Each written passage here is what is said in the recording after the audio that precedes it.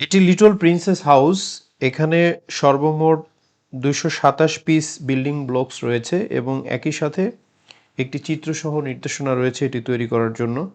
আপনি লক্ষ্য করলে দেখুন এটি বাচ্চার কল্পনার জগতে কতটুকু প্রভাব পড়তে পারে, তার সেন্সরি কতটুকু ডেভেলপ হতে পারে, ইমাজিনেশন কতটুকু ডেভেলপ হতে পারে।